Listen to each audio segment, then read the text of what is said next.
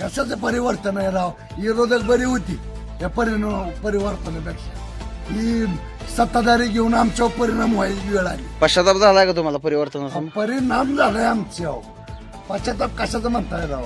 परिणाम झालाय.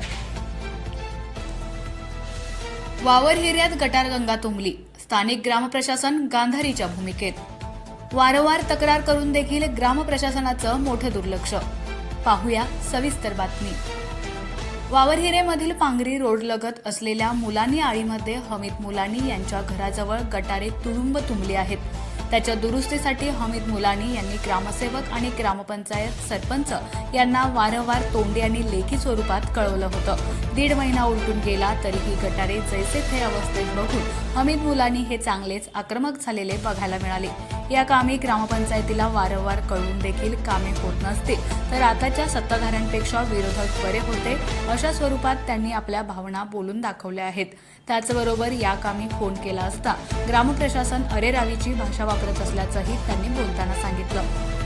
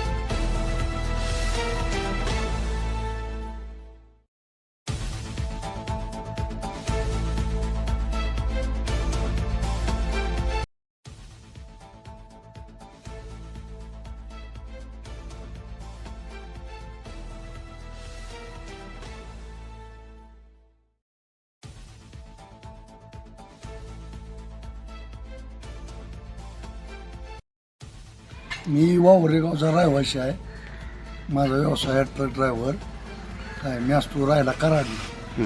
ही ह्यांना वारंवार मी सांगून देखील बीडीओला सांगितलं, ग्रामसेवकला सांगितलं, सरपंचाला, उपसरपंचाला, काय बॉडीच्या मेंबरला किंवा हमीदबाईच्या इथलं गटर लय जाम झालेलं आहे. मी लिखी देखील ह्यांना सांगितलेलं आहे. काय कुणीच आपली दखल घेत नाही. किती दिवसापूर्वी पत्रव्यवहार केला होता तुम्ही? पत्रव्यवहार 1.5 महिना झाला सांगून यांना. 1.5 महिन्यात तुमची दखल नाही घेतली? महिन्यात कुणीही आलेलंच नाही ना. फक्त येतात बघून जातात. काय कसल्याही प्रकारचं म्हणजे कोणच बघतच नाही. तर तुम्हाला त्यांनी काय उत्तर दिली होती का? आज करतो उद्या करतो चाललंय, माणसं बघायचं चाललंय, नवीन गटार बनवायची ती हे असली फक्त कारण सांगते. मग आता हे तुंबलेलं गटार तुम्हाला त्रास होतो याचा? त्रास म्हणजे अहो आता काय तुम्हाला कपडे काढून दाखवू का? असलेले फक्त गांधी आलेले त्या मच्छर चावचं. काय मला बीडीओ साहेबांकडे जायचं होतं.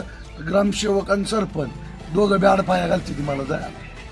पण दत्तिंगची भाषा वापरते. जायचं ना डायरेक्ट मग तुम्ही आडपाय का? ग्रामसेवक आडपाया घालतोय ना, दत्तिंगची भाषा वापरतोय. काय म्हणजे? मला कुठं जायचं तिथं जावा बघतो आमच्या आम्ही. कोण म्हणतंय? ग्रामसेवक. वारंवार हीच एकच कारण.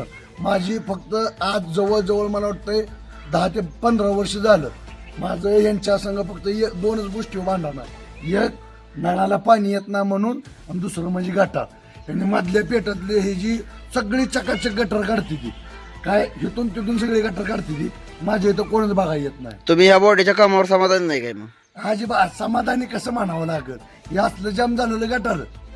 हा इथं लेकरं बाळ जीवती दी बसती दी. हा मी एक कामानिमित्त बाहेर असतो.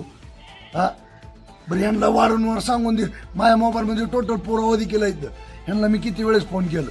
सरपंचांना ग्रामसेवकचा फोन देखील उचलत नाही. कधी केला होता तुम्ही फोन? सरपंचाला आत्ता जरी म्हणलं ना तुम्ही तरी मी फोन केलेला तुम्हाला डिटेल दाखवतो सगळे. ओके. काय गावात परिवर्तन तुम्ही करून खुश नाही काय? मग कशाचं परिवर्तन आहे राव? विरोधक बरी होती या परिवर्तनापेक्षा ही सत्ताधारी घेऊन आमच्यावर परिणाम व्हायची वेळ आली. पश्चाताप झालाय का तुम्हाला परिवर्तनाचा? परिणाम झालाय आमच्यावर. पश्चाताप कशाचं म्हणताय राव? परिणाम झालाय. एवढं तर ह्यांनी कामं भारी केलेली आहेत. तुमची आता मागणी काय नेमकी?